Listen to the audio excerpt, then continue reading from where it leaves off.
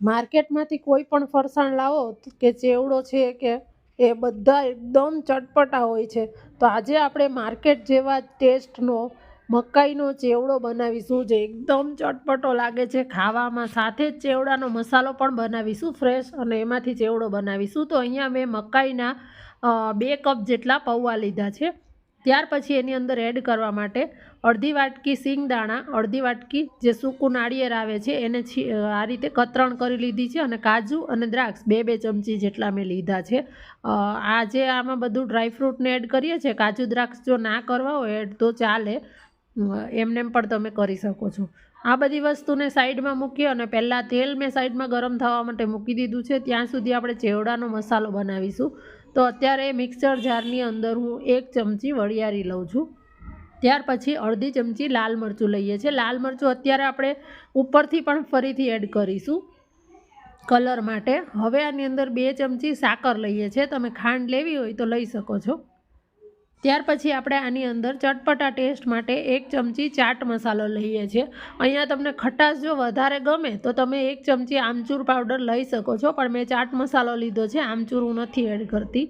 એક વખત આને મિક્સરને પીસી અને મીઠું ભૂલાઈ ગયું હતું એટલે હું મીઠું પણ અહીંયા જ એડ કરી દઉં છું. 1 ચમચી મેં મીઠું લીધું છે અને મિક્સરને ફેરવી અને આવો સરસ એકદમ પાવડર કરી લેવાનો છે.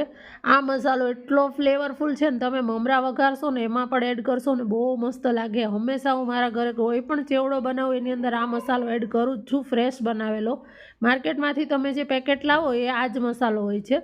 એક વખત ઘરે બનાવેલો જે આ મસાલાથી ટ્રાય કરજો. હવે આપણે તેલ છે એ સરસ ગરમ થઈ ગયું છે. તેલ વ્યવસ્થિત ગરમ થઈ ગયું હોવું જોઈએ. આપણા પૌવાને આપણે તળશું એટલે, નહીંતર એ કાચા રહેશે તો ખાવાની નહીં મજા આવે.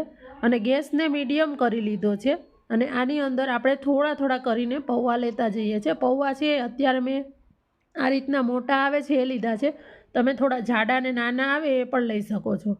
બધા જ પૌવાને ફેરવી વ્યવસ્થિત આ રીતે તળી લેવાના છે, અને બધું તેલ નિતારી અને એને સાઈડમાં કાઢતું જવાનું છે.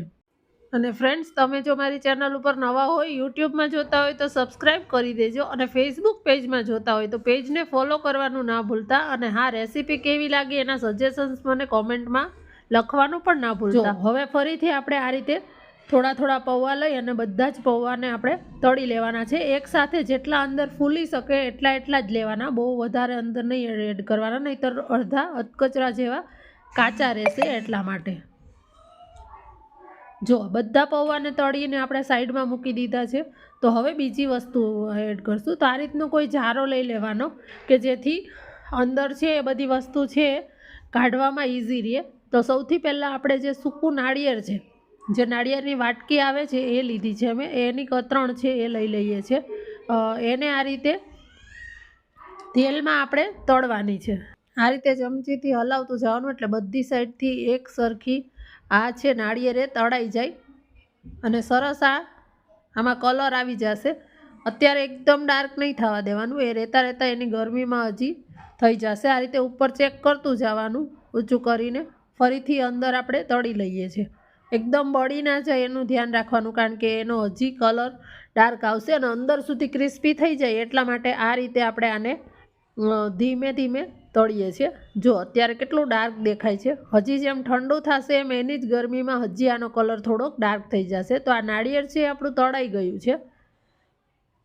બધું જ તેલ છે એ નિતારી લેવાનું છે અને એને પણ પૌવા સાથે લઈ લેવાનું છે. ફરીથી આ જારો રાખી એની અંદર હવે આપણે કિસમિસ લઈએ છીએ. તો કિસમિસને પણ એ જ રીતે ધીમા તાપે મીડિયમ ફ્લેમ ઉપર, તેલ ગરમ હોવું જોઈએ અને ગેસ એકદમ ફાસ્ટ ના હોવો જોઈએ, મીડિયમ હોવો જોઈએ. આ રીતે બધી કિસમિસ છે એ સરસ ફૂલી જાય એટલી આપણે એને તળીને તૈયાર કરવાની છે. જો કિસમિસ છે તરત જ તેલમાં ફૂલી જાય છે. ફૂલી જાય એટલે તરત એને બહાર કાઢી લેવાનો જારો, તેલ નિતારી, અને એને પણ આપણે પૌવા સાથે એડ કરી દઈએ છીએ. જો હવે ફરીથી આપણે એ જ જારાની અંદર સિંગદાણા લઈ લેશું.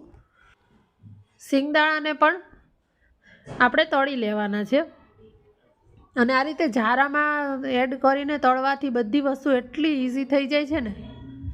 જો સિંગદાણા છે એને પણ એકદમ ડાર્ક નહીં થવા દેવાના, એમાં ચટચટ અવાજ આવવા લાગશે અને એની સ્કિન છે એ ફાટવા લાગે એટલે તરત જ કાઢી લેવાના. નહીંતર અત્યારે આપણને એવું લાગે કે આનો કલર થોડોક હજી કચાશ લાગે છે, પણ એ બળી જશે, પછી ખાવામાં જરાય સારા નહીં લાગે. એટલે જો આ રીતે એની સ્કિન છે એ ફાટવા લાગી છે એટલે તરત જ આપણે આને કાઢી લેશું. હજી એની અંદરની ગરમીમાં હજી થોડાક ડાર્ક થઈ જશે.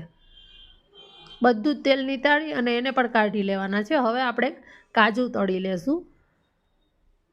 આની અંદર તમે દાળિયાની જે દાળ આવે છે એ એડ કરવી હોય તો એ પણ સરસ લાગે છે. કાળી દ્રાક્ષ પણ બહુ મસ્ત લાગે છે આની અંદર. બહારથી આપણે ચેવડો લઈએ તો આની અંદર કાળી દ્રાક્ષ પણ આવતી હોય છે.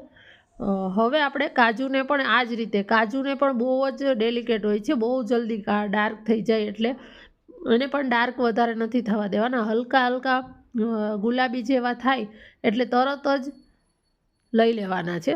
જો કાજુ પણ સરસ તળાઈ ગયા છે, એને પણ આપણે કાઢી લેશું. હવે આ ચેવડાનું મેઇન ઇન્ગ્રેડિયન્ટ્સ કે જેનાથી આખા ચેવડાનો સ્વાદ બહુ સરસ લાગે છે એવો મીઠો લીમડો આપણે એડ કરીશું. તો મીઠા લીમડાના 10-12 પાન લીધા છે, ફ્રેશ જ લેવાનો. ફ્રેશથી આના અંદર બહુ મસ્ત ચેવડાની અંદર ટેસ્ટ લાગે છે. એને પણ તળીને લેવાનો છે.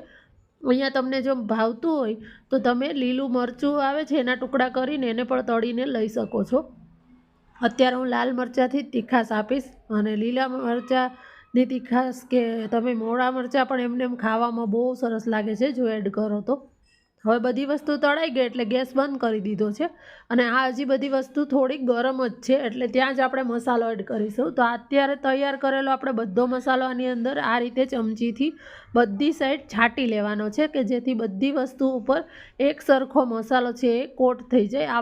આ ચેવડો છે ચટપટો એવો સારો, બહુ સરસ આનો ટેસ્ટ લાગે છે. આટલો મસાલો આની અંદર એડ કરી દેવાનો. તમારે ઓછા મસાલાવાળું કરવું હોય તો તમારે થોડોક મસાલો સાઈડમાં રાખી શકો છો. જો આને હળવા હાથથી આ રીતે મિક્સ કરી અને બધું ભેળવવાનું છે. ભાંગીને ભૂકો ના થાય એનું ધ્યાન રાખવાનું. આ પૌવા છે એકદમ જ સોફ્ટ છે એટલે ભૂકો થઈ જશે. મેં મોટા તપેલાની અંદર લઈ લીધું છે, મને મિક્સ કરવામાં મજા નથી આવતી એટલે.